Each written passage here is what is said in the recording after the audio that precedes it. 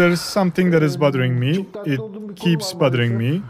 I have written that on my website and on many other places, but unfortunately there is still no solution. Maybe if I make a video about it, maybe people will pay a little bit more attention. Now they ask me questions and they say I had surgery on my leg. I have a scar outside of my leg. Would that be aesthetic? Another wrote, I had a fat sac on my cheek that was removed. Will that leave a scar? What kind of operation can be done? Now look, the answer to that is this. First, I take the crystal ball in my hands. My crystal ball. I look into the crystal ball. Hocus pocus. And abracadabra. Show me the patient's scar. I absolutely have no other way except the crystal ball to do this because the patient did not send me any photo. So, what do you want me to do? Shall I look at the crystal ball or I should go home and dream about it?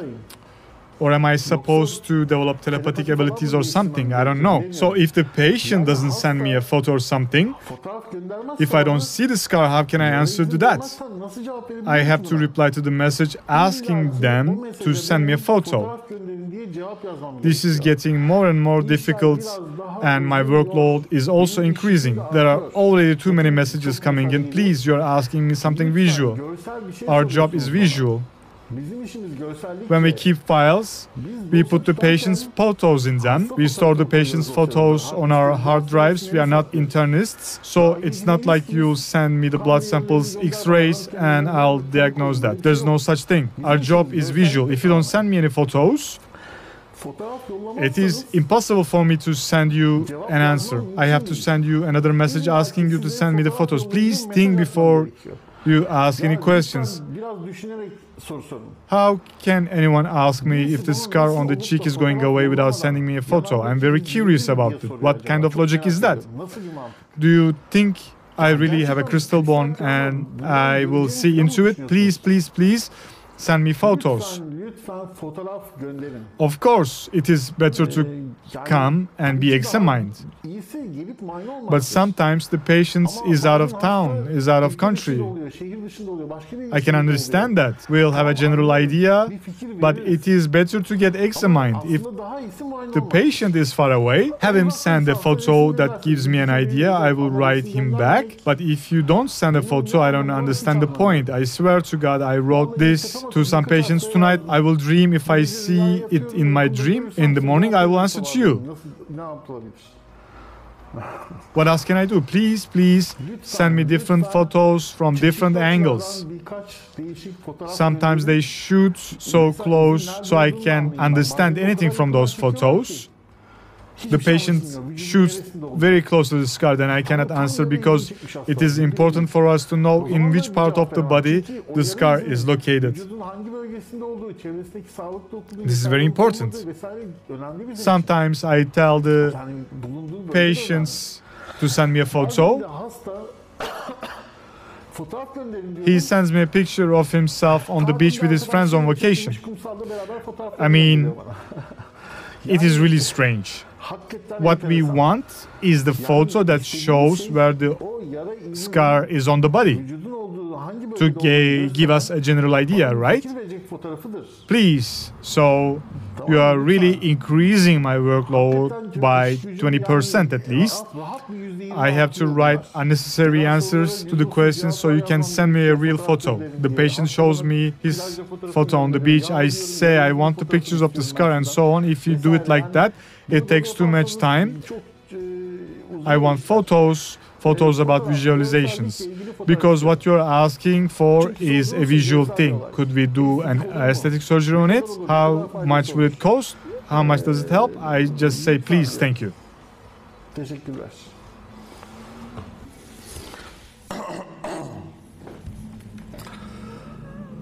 There are a lot of warnings for the patients that I have written on websites here and there. I'd like to mention about them briefly. Unfortunately, to be honest, no one reads much. We are a nation that are lazy to read. Maybe it would be much more convenient if I do a video. I will check out the titles on the computer because I have many warnings. For instance, first of all, is the doctor consulted? Is he or she really a plastic surgeon? Everyone is a plastic surgeon these days. One is an ENT specialist, the other is ophthalmologist. They are on TV as a plastic surgeon or hair transplant specialist. Look, the only branch educated in aesthetics is plastic surgery. But because of the popularity of this subject, everyone has embraced plastic surgery. The eye doctors are trained in treatments related to the eye. It's cataract, I don't know, it's glaucomia, whatever. But when it hits the market proof, they are doing the eyelid aesthetics. ENT specialists are okay, they perform nose aesthetics at a certain extent. We cannot say anything done, but very irrelevant things happen. For instance, like a general surgeon performing liposuction, but there's nothing about that in curriculum of general surgery. This is ridiculous. They start doing this liposuction when in the market. It's also like this around the world. I read it in the paper. A woman gets a breast prosthesis, breast augmentation surgery. They put in a silicone prosthesis and the result is bad. She goes to the doctor, complains, and then files a lawsuit. After the lawsuit, it turns out that the doctor is an ophthalmologist, an eye doctor, and he puts a breast prosthesis. So that's nonsense. If you think the person you are going to is a plastic surgeon, investigate thoroughly. Is he a plastic surgeon or is he coming from another specialty? If you find out later that if you open up a court, that will do you any good. And it's very important. In the United States, the compensation is very high, for instance. Doctors pay millions of dollars for compensation when they face problems. But an ophthalmologist can put in a prosthetic breast. It's so strange. So you have to investigate thoroughly. And this happened also in Turkey. A lady, I think she was a nurse, thought the nurse was a plastic surgeon and had liposuction done, had fat injections done on her face. What happened after that? It was a terrible result. When she complained, she found out that she wasn't a doctor. Do you know what I mean? This is very important. In which field does your surgeon have a degree in? A degree is very important. The diploma issue is completely nonsense in our country. Be certain about your surgeon's diploma, find out what training your doctor has, then make a decision. This is very important.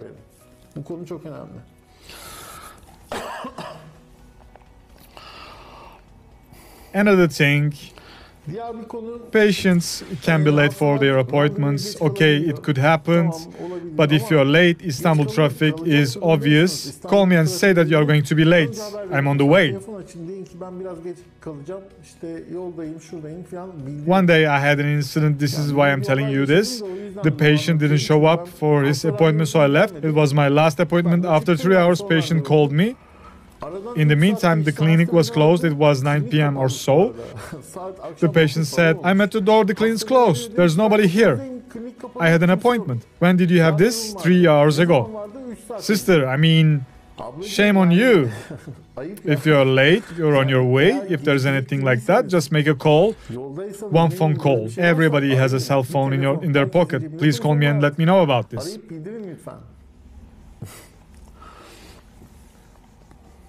Also, patients are operated on somewhere in Izmir, Ankara, Antalya. They contact me about their surgery over the internet or by phone. She had a liposuction, but there's a leak in the liposuction areas. I advise her to consult her own doctor. She says, I can't reach my own doctor. Why don't you answer? Are you jealous that someone else did my surgery and that's why you don't answer me? This is the question. Look, I haven't seen the patient yet. You know, I haven't seen her yet. I did not see them, nor did I see the patient before the surgery. I don't know what was done in the surgery. I have no idea what medical dressing was done after the surgery. There are lots of unknowns. The patient says, wow, I had my surgery performed by another doctor, so this is why you are not answering me. My goodness, come on, be smart. If you are going to have a surgery, the first thing you should do is to get your doctor's cell phone. I ask the patient, why don't you call your doctor? He tells me, I called the clinic, but the doctor doesn't use the cell phone. Dude, did you really believe that lie? We live in a country where cell phones are most widely used in the world. Everyone has a cell phone. Even the garbage collector on the street has a cell phone. So, calling the doctor's cell phone is the first thing that you should do. You need to learn it. If you have any problem after the surgery, you must call. In fact, a patient who has undergone surgery day or night, if they face a problem, they should give a call immediately. It doesn't matter if it's 4 or 5 a.m. in the morning. You have done the surgery, you should be able to reach your doctor. Make sure that you get his phone number. If you are not going to do that, then don't call me and complain saying, I had a surgery done by someone else, is that why, and so on. Well, I haven't seen you before. I don't know anything about the operation. So don't call and consult to another surgeon.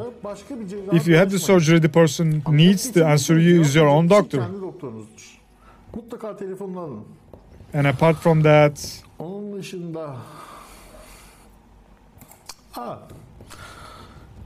something patients always do. The patient comes in and tells his or her complaints. We make the treatment, specify the surgery to do, determine the cost. His appointment is covered by the hospital. Okay, we make the appointment of the surgery and the date is determined.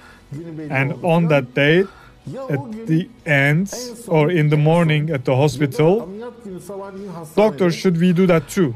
What if we take care of that as well? There's some fat over there, we can do that too. Don't do that, for God's sake. Because a time for surgery was reserved for the hospital and it has been given an appointment. Because after us there has been other patients. I cannot extend the schedule. Don't do that. The hospital charges extra for each surgery. So getting that out in 5 minutes is not an option.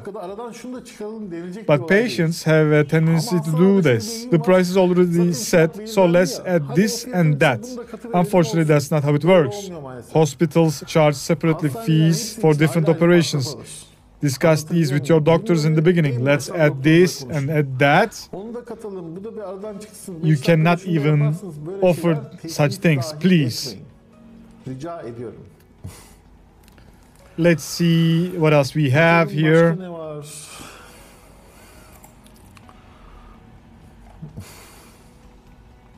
So here we have a very good subject. I have experienced this many times before. I have written it down here on my website, estetikcerrahikitabi.com. Now look, some patients are very impulsive and have problems with their doctor. How? For instance, that happened to me with some of my patients when I was doing rhinoplasty surgeries. You operated on the patient's nose and a week later you remove the cast. For instance, the patient come back after 3 weeks and they say, my nose is still swollen. They're making a huge scene. Listen, dude, the swelling and the edema of rhinoplasty goes away within a certain time. In some patients, it goes away completely in 3 months. In others, it takes a year. So you have to wait. You have to be patient, but the patient sometimes makes a fuss. So I don't know if they have a psychological problem, but some patients do it. I know a patient who slammed the door and left. He said, wow, I'm going to sue you. He slammed the door and left. A year has passed. This patient comes back for another surgery. He says, I really upset you during that time, doctor. I accept my apology. I'm thinking about getting this operation and so on. Now the relationship between this doctor and the patient has broken down. There's no longer a relationship of trust. This is how I think. Now I think that this is not a case suitable for an aesthetic operation. I don't accept such cases. I have had many cases. I hear about them here and there. Don't get cross with your doctor. Your doctor is the person who will help you in sorts of ways in the future, because after all, he's the person who performed your surgery. If you spoil your relationship with the doctor, it is only to your detriment. Nothing more. You need to be patient. You cannot get anything by having a bad relationship with your doctor. Not many patients are like that, but I'm sorry to witness some. A year later, the patient comes back to us again. Of course, the swelling has gone. The result of the operation is certain and so on. The patient says, I'm thinking about this operation and so on. Then you don't accept it personally. I don't. So, whatever happens, try not to spoil your relationship with your doctor. Sometimes the patient may be very well be right, you know. Don't try not to have a bad relationship with your doctor. For example, one day someone called me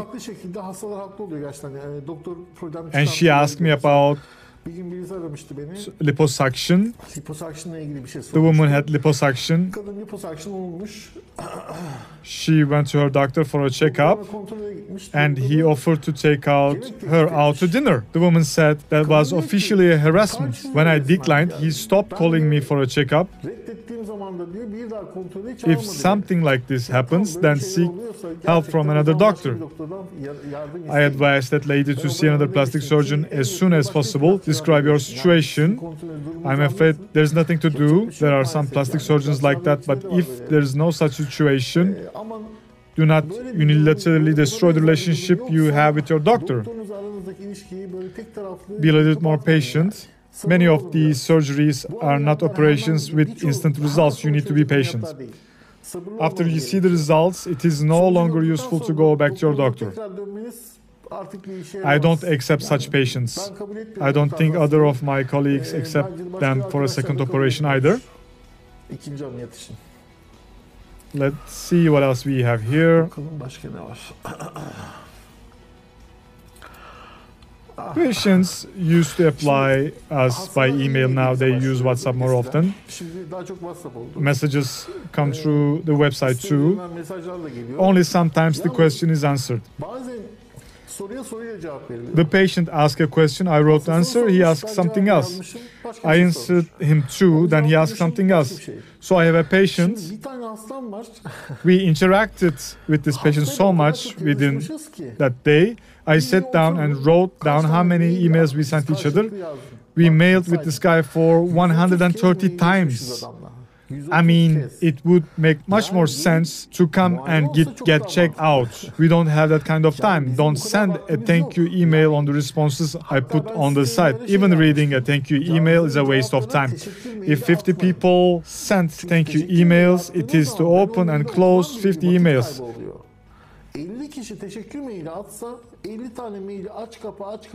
If you ask a question and get an answer, the next thing you should do is either go to a plastic surgeon nearby or call and make an appointment with me. Don't ask any more questions.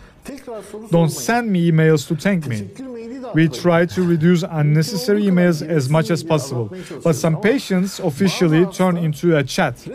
It is like chatting with each other. We have emailed one another for 130 times. What else do you want from me? I probably wrote the same thing for 50 times. He asks me again. Do you understand what I mean? We try to keep the number of emails to a minimum. Our time is limited. For instance, what is the purpose of making these videos? There are some topics I'm tired of writing the same thing to everyone. And the patients also love to watch videos. I said, let me at least collect these topics under some videos so I have less questions, because they will probably watch the video and because it will be much more enjoyable to the patients. Incoming messages on some topics will decrease because these answers are in those videos. Vallahi mesaj sayısı azalsın diye çekiyorum videoları.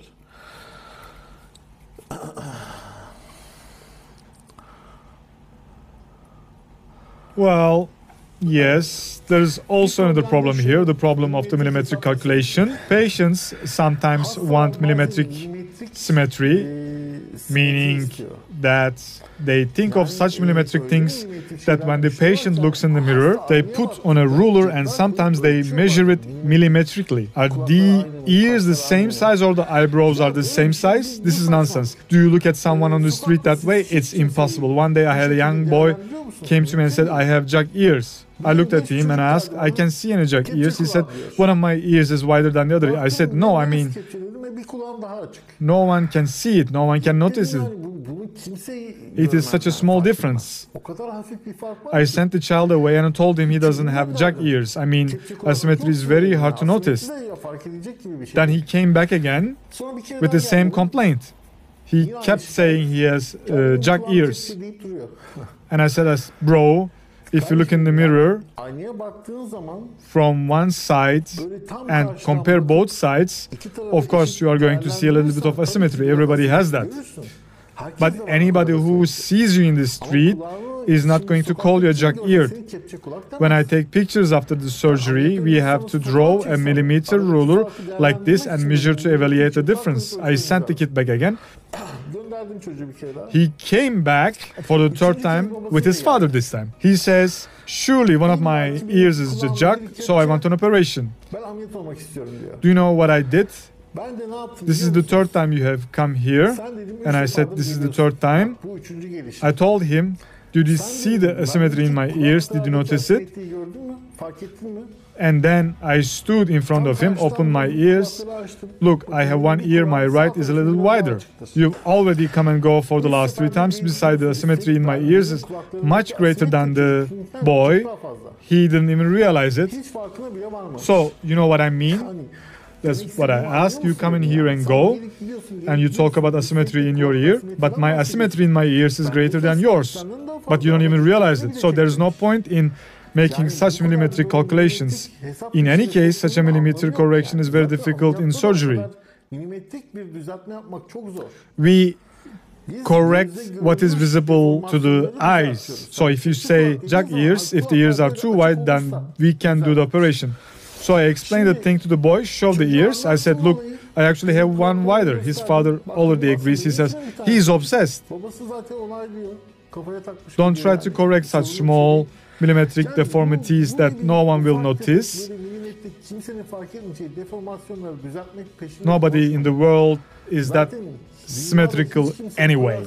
In other words, after a procedure like this, whether it's a jug ear or a facelift, double-sided surgeries can result in slight asymmetries. What's important, it shouldn't draw any attention. What shouldn't draw attention means I don't mean looking out the mirror like that and measuring the 2 sides by a millimeter. You know what I mean? Patients who do that kind of fine-tuning are the ones who are going to be directly upset, because no one in the world can do as much symmetry as they are looking for. We don't look for such fine-tuning in operations.